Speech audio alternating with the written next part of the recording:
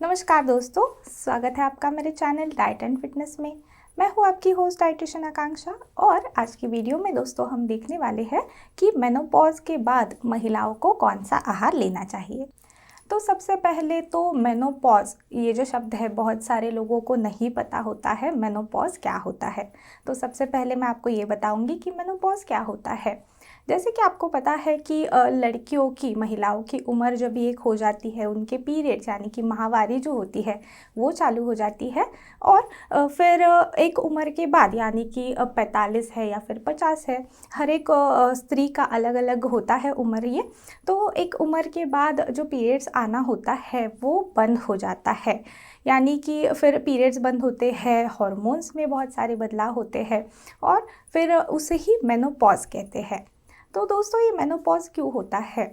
क्योंकि क्या हो जाता है, एक स्तर के बाद, जैसे मैंने आपको बताया कि एक उम्र के बाद महिलाओं के शरीर में जो फीमेल हार्मोन जिसे हम कहते हैं ईस्ट्रोजन जो होता है उसका स्तर कम होता जाता है और फिर जो पीरियड्स होते हैं वो हमेशा के लिए बंद हो जाते हैं। लेकिन दोस्तों ऐसे नहीं है कि सिर्फ पीरियड्स बंद होते हैं तो उतनी ही ये प्रोसेस चलती है। इस प्रोसेस के पीछे, या फिर ये एक नेचुरल चीज़ है सबसे पहले तो उसमें कुछ भी गलत नहीं है, कुछ भी बुरा नहीं है। बहुत सारी महिलाओं को कंफ्यूजन भी हो जाता है, उन्हें ये दुविधा हो जाती है कि मेरे पीरियड्स फिर बंद हो गए। पता नहीं होता है कुछ कुछ महिलाओं को, लेकिन बहुत सारी महिलाओं को पता होता है। तो यही है कि कुछ कुछ महिलाएं ऐसे परेशान हो जाती है कि पीरियड्स नहीं आते हैं।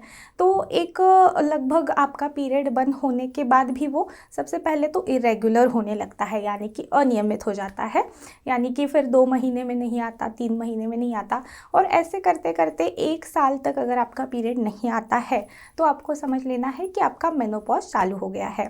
ऐसे समय पे फिर आप डॉक्टर से भी सलाह ले सकते हो। बहुत सारी महिलाएं होती है जो डॉक्टर के पास जाती है, उन्हें ये बताती है, तो डॉक्टर भी आपको थोड़ा थोड़ा गाइड करते रहते हैं, मार्गदर्शन करते रहते हैं।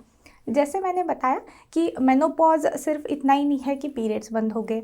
मेनोपॉज जैसे मैंने कहा कि ईस्ट्रोजन हार्मोन जो होता है वो कम हो जाता है। फिर उसके कारण जो मेटाबॉलिज्म होता है हमारे शरीर का, यानी कि महिला के शरीर का, वो भी बदलने लगता है। और उसके साथ बाकी के जो लक्षण होते हैं मेनोपॉज के वो भी दिखने लगते हैं। जैसे कि वज़न बढ़ना है, यानी कि वेट गेन बहुत ज़्यादा होने लगता है, चिड़चिड़ापन बहुत ज़्यादा होता है, मूड ख़राब होने लगता है। कभी कभार सोने में भी तकलीफ़ होती है, यानी कि बहुत समय तक नींद नहीं लगती है, बहुत ज़्यादा पसीना आता है। ऐसे कई सारे लक्षण दिखते हैं।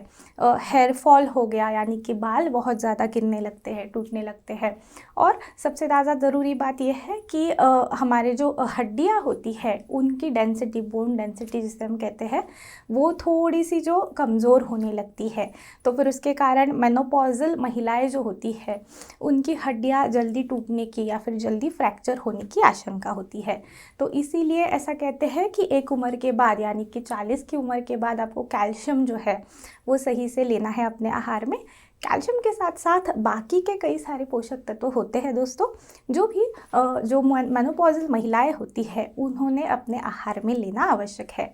तो आज की वीडियो में हम इसी बारे में बात करेंगे कि ऐसे कौन से पोषक तत्व है जो मेनोपॉजल महिलाओं ने लेने चाहिए। तो चलिए दोस्तों शुरू करते हैं आज का हमारा वीडियो।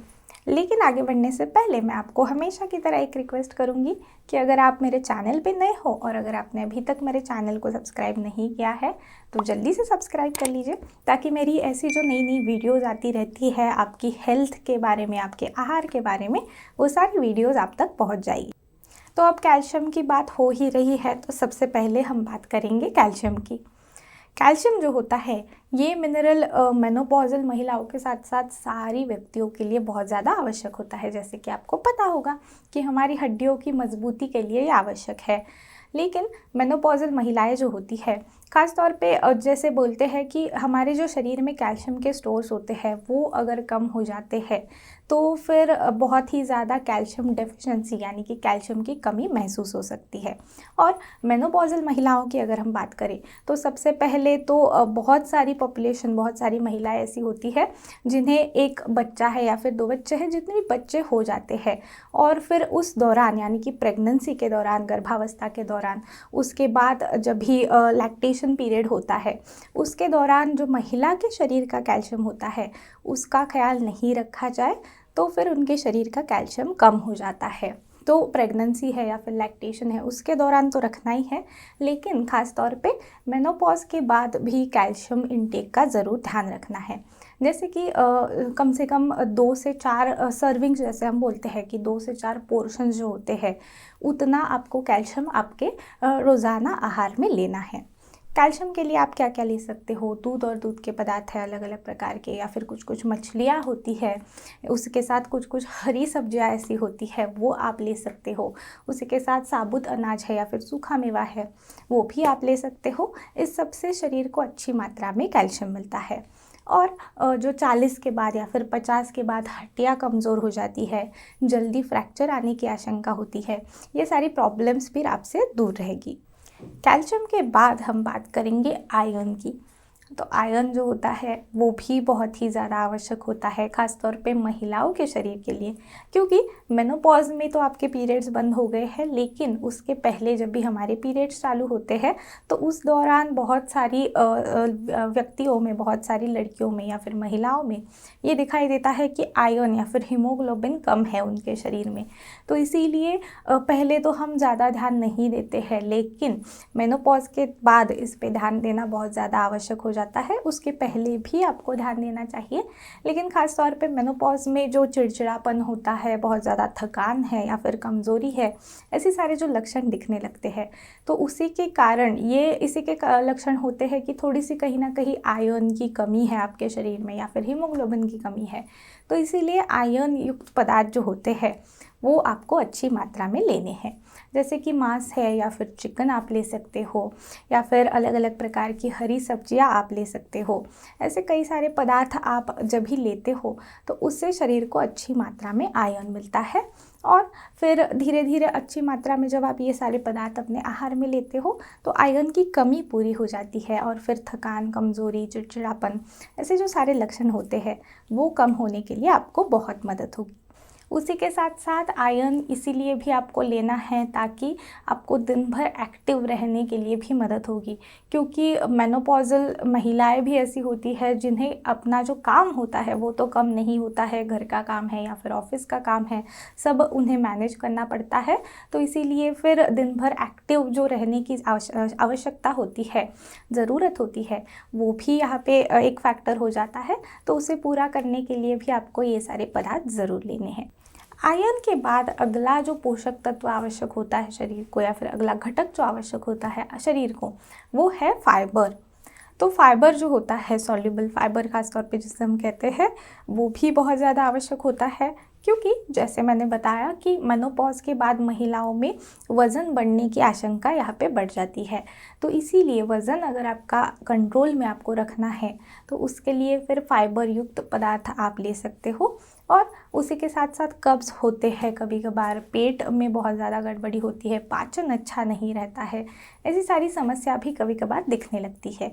तो ऐसी ही सारी समस्या को अगर आपको कम करना है तो उसके लिए आहार में फ़ाइबर लेना आवश्यक है। अब ये फ़ाइबर मिलेगा कहाँ से?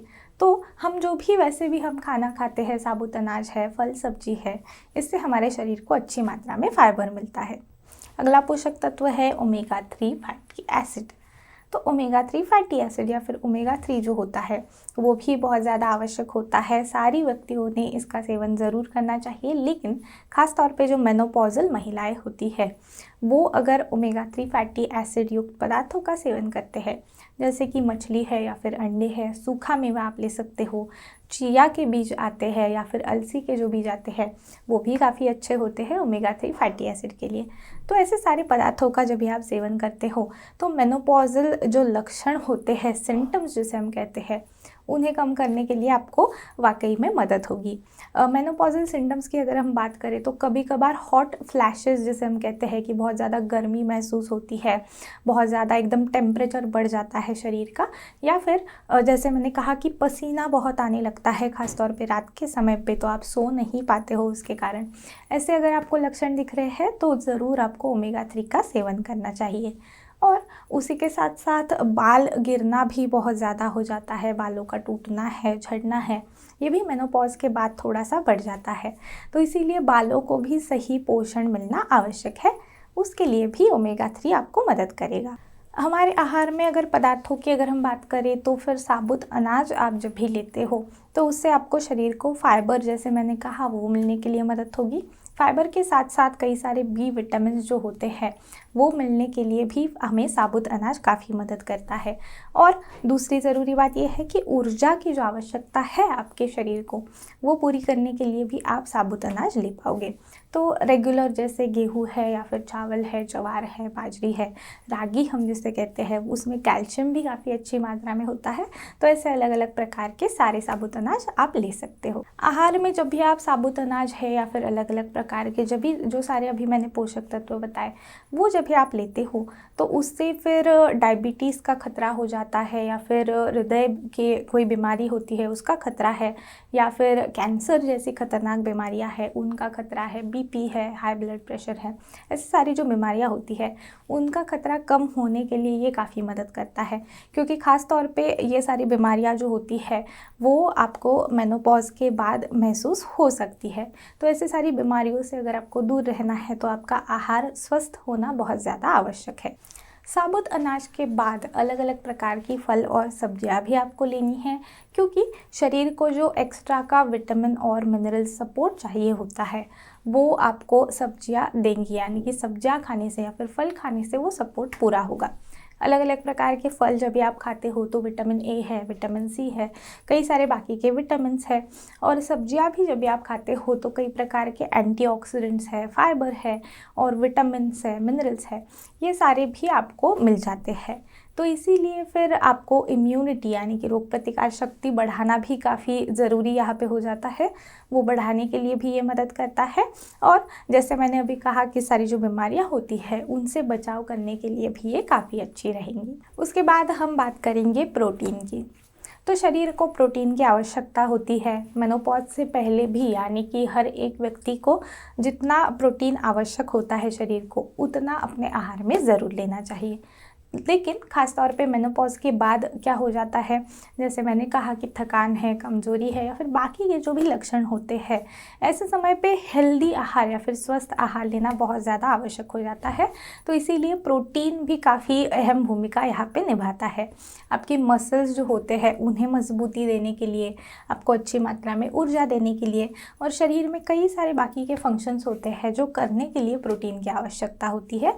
तो इसीलिए सही मात्रा में प्रोटीन लेना आवश्यक है। प्रोटीन के लिए फिर आप क्या खाओगे? प्रोटीन के लिए अगर मांसाहारी पदार्थों की हम बात करें तो मांस है या फिर चिकन है, मछली है, अंडे है, ये सब आप खा पाओगे। इससे क्या होता है, प्रोटीन के साथ साथ जो बाकी के आवश्यक पोषक तत्व है वो भी शरीर को मिलते हैं, जैसे कि आयरन है या फिर विटामिन B12 है, विटामिन डी है, ये सारे मिल जाते हैं। और शाकाहारी स्रोत की अगर हम बात करें तो फिर दूध और दूध के पदार्थ है, पनीर है, छाछ है, दही है, या फिर सोया के पदार्थ आप ले पाओगे। सोया से जो टोफू बनता है या फिर सोया ग्रैन्यूल्स आते हैं, सोया चंक्स आते हैं, ऐसे अलग अलग प्रकार के पदार्थ हो सकते हैं। उसी के साथ दाल है या फिर अंकुरित अनाज होती है, सूखा मेवा जो हमारा होता है, इसे भी काफ़ी अच्छी मात्रा में प्रोटीन शरीर को मिल जाता है। तो ऐसे सारे पदार्थों का वैरायटी में आपको समावेश करना है।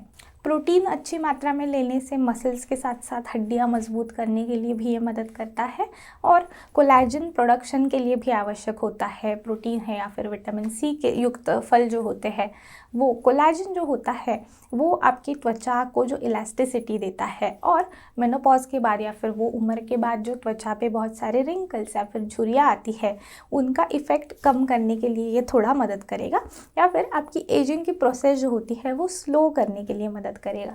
ऐसा बिल्कुल नहीं है कि किसी कोई एक पदार्थ खाने से झुर्रियाँ बिल्कुल चली जाती है, वो नेचुरल प्रोसेस है और वो सबके साथ होता है, तो उसमें कुछ भी बुरा नहीं है। लेकिन थोड़ा सा स्किन आपको अगर टाइट रखनी है कुछ थोड़ा लंबे समय तक, तो ये सारे पदार्थ आपको ज़रूर मदद करेंगे।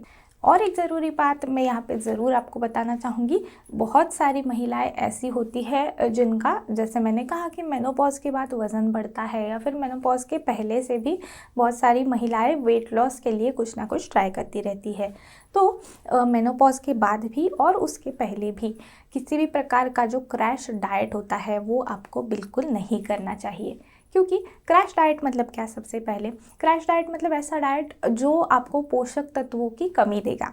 यानी कि वज़न कम करने के लिए तो आप कर लोगे, जैसे कि दिन में 1 बार खाना है, या फिर दिन में सिर्फ 2 बार खाना है, या फिर कुछ सिर्फ प्रोटीन शेक होता है, सिर्फ मिल्क शेक वगैरह पी के रहने बोलते हैं, मील रिप्लेसमेंट जिसे हम कहते हैं, सिर्फ सूप्स देने बोलते हैं। तो इस प्रकार के जो भी क्रैश डाइट होते हैं जो बेसिकली आपको भूखा रखते हैं, ऐसा डाइट आपको बिल्कुल नहीं करना है वज़न कम करने के लिए, क्योंकि उससे ही जो शरीर में पोषक तत्वों की कमी होती है वो हो जाती है। क्योंकि वो कैलोरीज़ में कम होता है, कैलोरीज़ के साथ साथ कई सारे पोषक तत्वों भी यहाँ पे कम हो जाते हैं आपके शरीर से। तो इसी के कारण ऐसे क्रैश डाइट से आपको दूर रहना है। और वज़न कम करने के लिए भी आपको हेल्दी तरीके से, और अच्छे से हेल्दी तरीके से, जहाँ पे पोषक तत्वों की कमी ना हो, ऐसे तरीके से कोई भी डाइट करना है। उसी के साथ ज़्यादा जंक फूड है, ज़्यादा ऑयली पदार्थ होते हैं, तले हुए पदार्थ है, बाहर के पदार्थ होते हैं, इनसे भी थोड़ा आपको दूर रहना है। और पानी की मात्रा अच्छी लेनी है, क्योंकि पानी जब भी आप पीते हो तो शरीर के बहुत सारे प्रॉब्लम्स वहाँ पे कम हो जाते हैं। पानी शरीर के कई सारे कार्य करता है, हमारा जो शरीर का तापमान होता है वो रेगुलेट करता है, उसी के साथ साथ शरीर से जो भी अशुद्धि होती है वो बाहर निकालता है। तो इसीलिए पानी सही मात्रा में पीना आवश्यक है। और एक कोई भी एक्टिविटी आप कर सकते हो, जो भी एक्टिविटी आपको पसंद है। अगर आपको चलना पसंद है, डांस पसंद है, साइकिलिंग पसंद है, जो भी आपको पसंद है, उसके अलावा भी गार्डनिंग है, यानी कि पौधे लगाना पसंद होता है, या फिर पेंटिंग करना पसंद है, जो भी आपको पसंद है, ऐसी कोई भी एक एक्टिविटी आप कर सकते हो, जो कि आपको आपकी शारीरिक इसके साथ, हेल्थ के साथ साथ आपकी मानसिक हेल्थ के लिए, मानसिक स्वास्थ्य के लिए भी अच्छा रहेगा। आज की वीडियो के लिए बस इतना ही दोस्तों। मुझे उम्मीद है कि आपको ये वीडियो पसंद आया होगा। अगर आपको ये वीडियो पसंद आया है तो वीडियो को लाइक करना ना भूलें। अपने दोस्तों के साथ, अपनी सहेलियों के साथ इस वीडियो को शेयर भी करें। और अगर आपको कोई भी सवाल है तो सवाल भी आप मुझे कमेंट्स में पूछ सकते हो। मैं अब आपसे मिलूँगी अगले वीडियो में एक नए विषय के साथ। तब तक के लिए गुड बाय, टेक केयर।